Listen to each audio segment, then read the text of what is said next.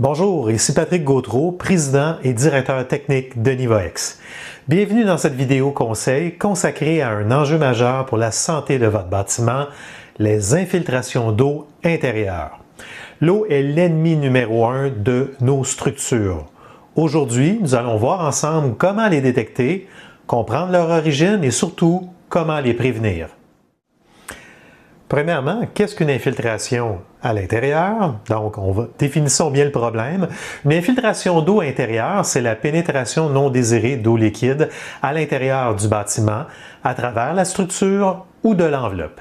C'est le moment où l'eau réussit à franchir les barrières comme votre toit, vos murs, vos fenêtres et même vos fondations. Mais attention, l'eau ne vient pas toujours de l'extérieur. Elle peut aussi s'échapper de vos propres systèmes internes, comme la plomberie, le chauffage ou la climatisation.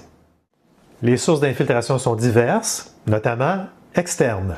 Analysons d'abord les sources de l'extérieur. Donc, il y a bien sûr les précipitations, les pluies, la grêle, mais surtout la fonte des neiges qui s'accumule près des fondations et sur vos toitures. L'eau peut s'infiltrer par des fissures dans le toit, des joints de fenêtres mal scellés ou un mauvais drainage au sol. Si votre terrain n'a pas de pente qui éloigne l'eau de l'immeuble, celle-ci va stagner contre vos murs de fondation et générer des pressions. Et n'oubliez pas que les sources souterraines, comme une nappe phréatique élevée, peut pousser l'eau directement au travers votre dalle de béton. Regardons maintenant ce qui se passe à l'intérieur. Les fuites de plomberie sont classiques, donc un tuyau qui suinte sur un évier, une toilette qui coule, un bris soudain. Surveillez aussi vos appareils, ça peut être les lave-vaisselle, lave-linge et le chauffe-eau.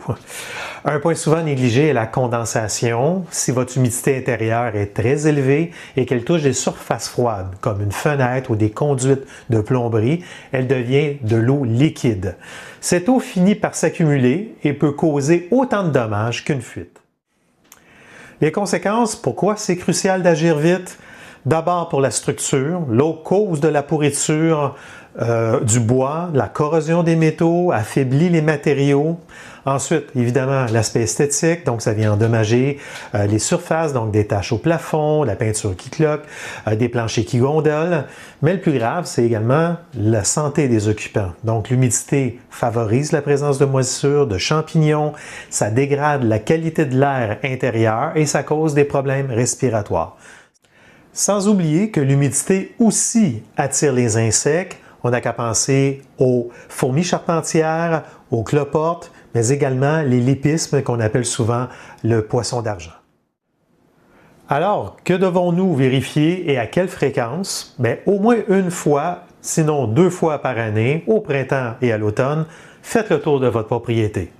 Notamment sur le toit, cherchez des bardeaux qui sont manquants, des fissures qui pourraient apparaître sur la membrane d'étanchéité d'un toit plat. Assurez-vous que les drains sont bien dégagés, que les gouttières sont propres. Sur les murs extérieurs, regardez les joints de calfeutrage autour des fenêtres. S'ils sont fendillés, l'eau passera. Aux fondations, cherchez des taches d'humidité, des fissures, ainsi que de la poudre blanchâtre, qu'on appelle souvent efflorescence, qui est des indicateurs d'humidité. À l'intérieur, inspectez régulièrement le dessous des éviers, le tour des systèmes de climatisation, la base des chauffe-eau. Passons à l'action avec l'entretien préventif, donc maintenez une pente de terrain positive pour que l'eau s'écoule loin des murs. On nettoie les gouttières, on nettoie les drains de toit pour éviter que l'eau ne déborde. On refait les joints de calfeutrage dès qu'ils montrent des signes de fatigue. À l'intérieur, on essaie de conserver des taux d'humidité entre 30 et 50 %, plus près de 30 lorsqu'il fait très froid à l'extérieur. On répare immédiatement le moindre robinet qui goûte ou des tuyaux qui suintent. On n'attend jamais. Une petite tache d'eau aujourd'hui peut devenir une réparation de plusieurs milliers de dollars demain.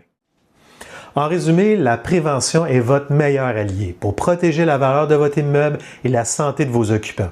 Soyez vigilants, surtout lors des changements de saison. Pour nos clients, n'oubliez pas que vous avez accès à la fiche technique complète à partir de votre calendrier d'entretien. Elle contient tous les détails sur les intervenants requis pour chaque type de travaux. Pour les autres, suivez-nous sur les réseaux sociaux pour plus de conseils sur l'entretien préventif. Merci de votre écoute et on se voit très bientôt dans une prochaine vidéo.